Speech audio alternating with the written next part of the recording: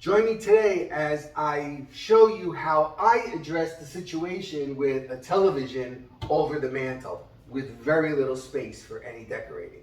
Everybody, welcome back to another episode of Life with MaryAnn and Joe, and in my continuation of my Fall 2023 series. And wow, it is September already. Can you believe it?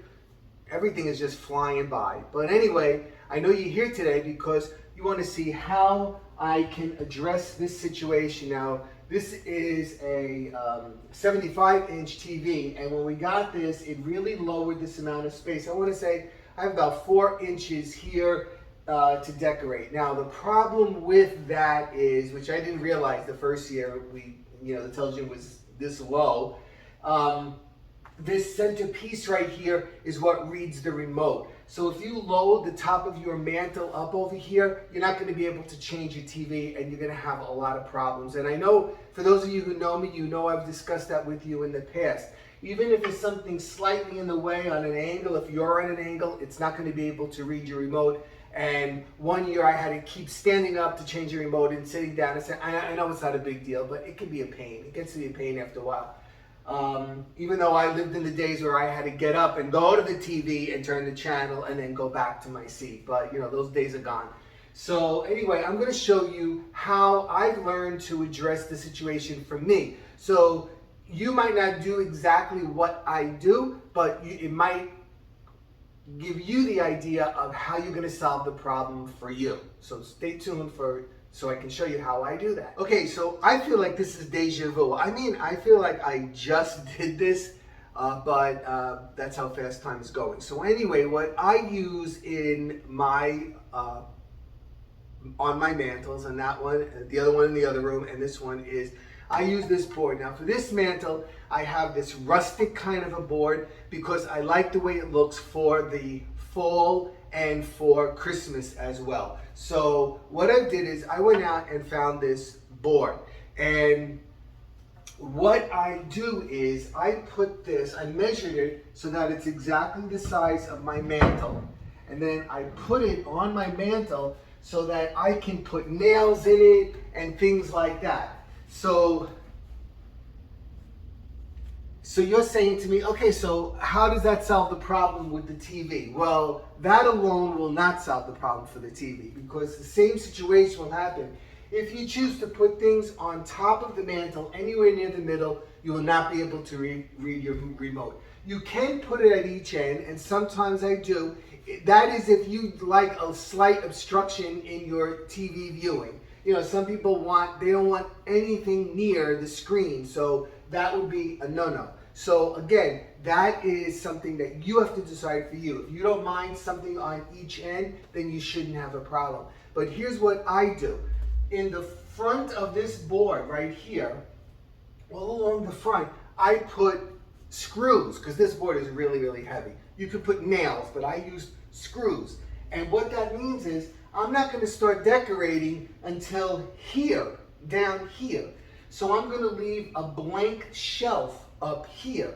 And I'm going to put what I want to put here, as much as I want, because it's not going to be in the way of the remote. But let me tell you, you always need to keep checking. As you begin decorating, if you use this method, go in the room, go where you sit, take the remote, and check to see if your TV goes on and off, and you can change your channels. Okay, so let me get started with what I'm going to do there. So hold on. All right, mechanics. So you can put any kind of garland you want here. This is good for Christmas garland, or those other kind of expensive garlands you buy in Michael's or Hobby Lobby, or whatever you want, and it can hang here, and then you have your nice clear shelf. The mechanics of what I'm doing this year involved putting up chicken wire. So you can see what I did here was I wrapped the chicken wire around these screws that I have in here. And then I have a piece coming down here across the whole thing. And then I have a piece coming down there. I know it's hard to see with the sun coming in.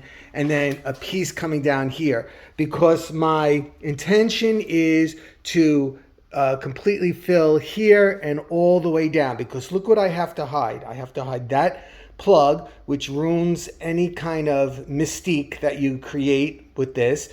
The router, the box for the cable stuff, and I have my Google.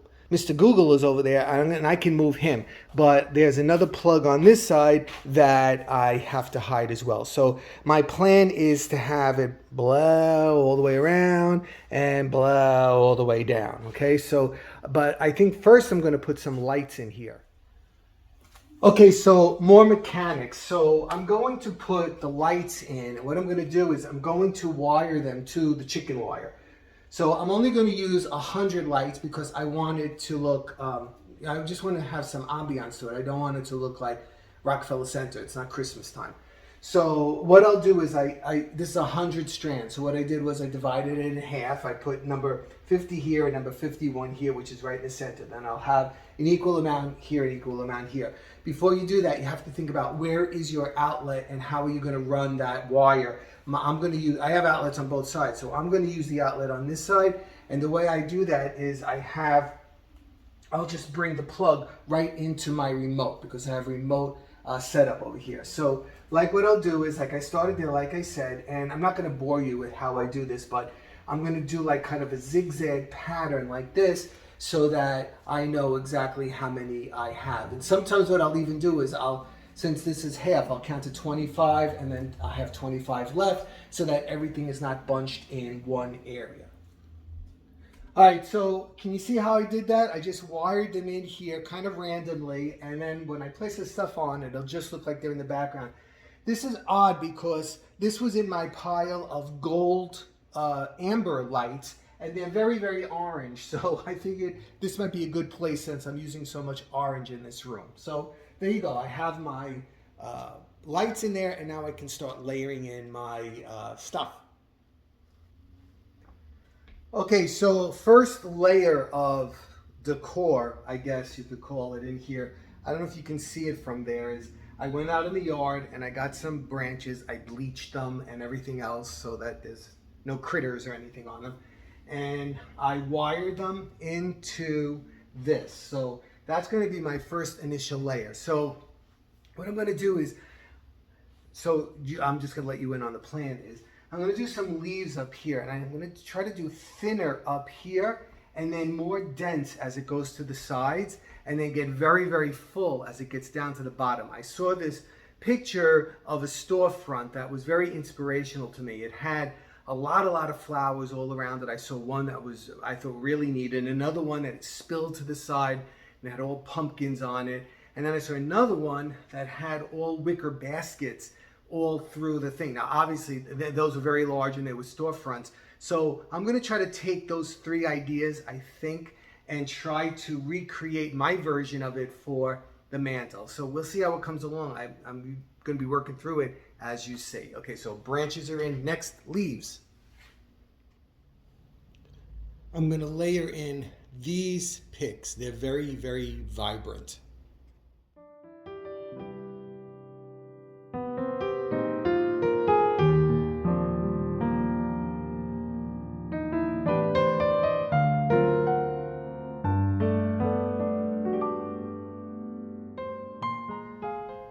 Okay, so here's where we are right now, and I know some of you were saying, oh, I don't know, Joe, I don't know about that, but let's see. I don't know either.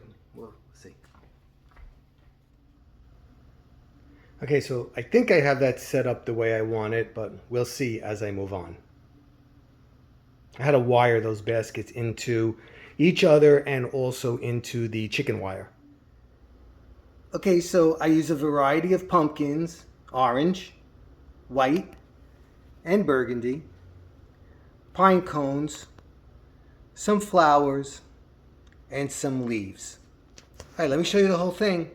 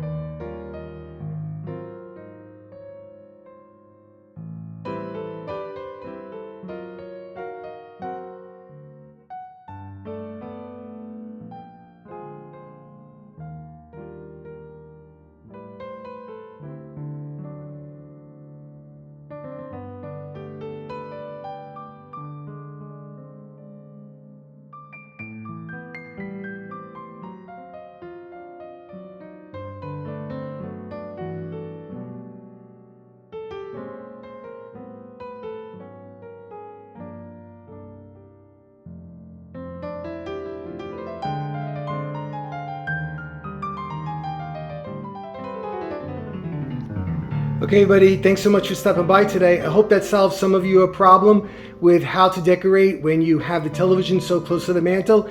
Might not be your cup of tea, but hopefully to give you an idea on what you can do so you can be successful in creating something. Let me know. Do you like this? Do you not like it? I'm really curious. Leave a comment below. Don't forget to subscribe. Give me a thumbs up if you think I deserve it. I worked really hard on it, whether you like it or not. And that's it. So I will be back with finishing up in this family room. Okay, take care, everybody. See you soon. Bye-bye.